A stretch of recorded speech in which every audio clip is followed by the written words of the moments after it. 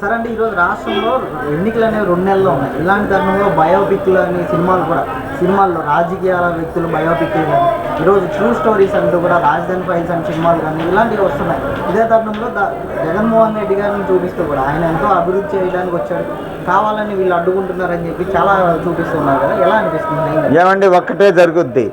ఇప్పుడు ఏ పార్టీకైనా జగన్మోహన్ రెడ్డికి దానికి ఆయనకి స్వతసిద్ధంగా ఓట్ బ్యాంక్ అనేది లేదు. కాంగ్రెస్ పార్టీ 2014లో ఆంధ్రప్రదేశ్ను బైఫర్కేషన్ చేసిన తర్వాత వాళ్ళకు ప్లాట్ఫామ్ లేదు కాబట్టి జగన్మోహన్ రెడ్డి కనపడ్డాడు కాబట్టి అటు వెళ్ళారు. 14లో చూశారు, ప్రతిపక్ష నాయకు పాత్రకి మంచి ఇచ్చారు, ఒక 60-65 సీట్లు ఇచ్చారు. 2019కి వచ్చేటప్పుడు 151 సీట్లు ఇచ్చారు. ఈ విధ్వంసం చూశారు ఈ 5 ఏళ్ళు.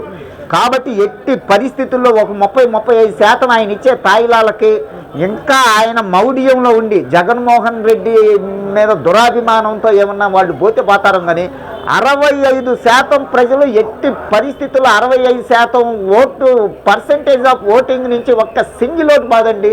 రేపు జగన్మోహన్ రెడ్డికి ఏ రకంగా గెలుస్తాడు? జగన్మోహన్ రెడ్డి చాలా దారుణమైన ఫలితాలు రాబోతున్నాయి. రేపు జగన్మోహన్ రెడ్డి పక్షానికి తప్పకుండా శృంగభంగం అవుద్ది. ఈ రాష్ట్రంలో తెలుగుదేశం పార్టీ జనసేన కూటమి విజయదుంది మోగిస్తుంది. జగన్మోహన్ రెడ్డి ఒక 100 సినిమాలు తీసుకోమనండి, లేకపోతే రోజుకో సినిమా తీసి రిలీజ్ చేయమనండి. దాని గురించి బాధపడాల్సిన పని లేదు. తూర్పును పొద్దు సూర్యుడు ఉదయించడం అనేది ఎంత వాస్తవమో ఈ ఆంధ్రప్రదేశ్కి 2024 మేలో చంద్రబాబు నాయుడు నేను అని చంద్రబాబు నాయుడు గారు ముఖ్యమంత్రిగా ప్రమాణ స్వీకారం చేయబోతున్నారు. ప్రభుత్వం ఏర్పడబోతుంది. దాదాపు నాకు తెలిసి ఒక 160 సీట్లు ఈ కూటమి గెలుచుకోబోతుంది. జగన్మోహన్ రెడ్డికి ప్రతిపక్ష పాత్ర కూడా ఉండకపోవచ్చు. అసలు ఆయన పులివెందుల్లో గెలుస్తాడో గెలవడా ఆయన చూసుకోమనండి. అంటే అక్కడ మంత్రి బొత్స గారు ఆరోపణ చేస్తారు, చంద్రబాబు నాయుడు అర్ధరాత్రి పారిపోయి వచ్చాడు, అందుకే 10 ఏళ్ల నుంచి మనకు రాజధాని లేని పరిస్థితి ఏర్పడిందని చెప్పి చాలా ఆరోపణ చేస్తారు. వాడికి ఒక మాట వస్తే 2 మాటలు రావు. సిగ్గుండాలు చెప్పుకుంటానికి తలా నరిసింది మొలా నరిసింది. ఆడికి 70 ఏళ్ళు వచ్చినాయి, కాటికి కాళ్ళు దాపాడు. చంద్రబాబు నాయుడు పారిపోయి వచ్చాడా? మీరు ఏడిసిందేది? సరే, మీరు 3 రాజధానులు అన్నారు, మీరు ఏడిశారా? కర్నూలు ఎందుకు జ్యుడిషియరీ క్యాపిటల్ చేయలేదు? విశాఖపట్నాన్ని ఎగ్జిక్యూటివ్ క్యాపిటల్ ఎవరు మీ అమ్మ మొగుడు వద్దన్నాడా? ఎందుకు చేయలేదు? మీరు సన్నాసులు కానా నాశనం చేసి రాష్ట్రాన్ని సర్వనాశనం చేసి పక్కన తెలంగాణ పోతే జనం అందరూ నవ్వుతున్నారు. సిగ్గుందంటారు మీకు అసలు ఆ పార్టీ పాలిచ్చే బడి వదిలిపెట్టి తన్నే దొండం కొనుక్కున్నారని. సిగ్గుండాలి.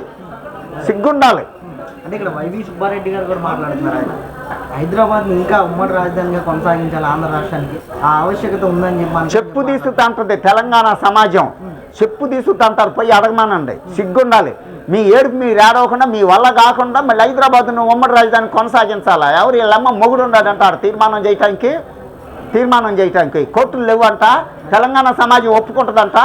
సరే, తెలంగాణ సమాజం ఒప్పుకుంటుంది. ఇక్కడ డబ్బు అంతా తీసుకెళ్లి ట్యాక్స్ రూపంలో అక్కడ కడతారంట. అంటే తెలంగాణ ఆదాయం పెంచుతారంట. ఈ అడవులు ఇక్కడ ఏమి ఏడుస్తారంట? వీళ్ళకి రాజధాని అవసరం లేదంట. సిగ్గుండాలి చెప్పటానికి. తప్పకుండా గుణపాఠం జరుగుద్దండి. 2024 రేపు ఏప్రిల్లో ఎన్నికలు జరుగుతాయి, మేలో రిజల్ట్స్ వస్తాయి. తప్పకుండా జగన్మోహన్ రెడ్డి నిద్రపోని రాత్రులు గడపే పరిస్థితి వచ్చింది. సైకో కాబట్టి సైకోగానే వ్యవహరిస్తాడు. అప్పుడు ఇప్పుడు జనాన్ని ఎట్ట రాసి రంపాన పెట్టి ఎంత ఏది ఇచ్చాడో ఈ జనం ఉసురు తప్పకుండా తగులుద్ది. వైసీపీ శ్రేణులన్నిటికీ తగులుద్ది. జగన్మోహన్ రెడ్డి మరీ తగులుద్ది.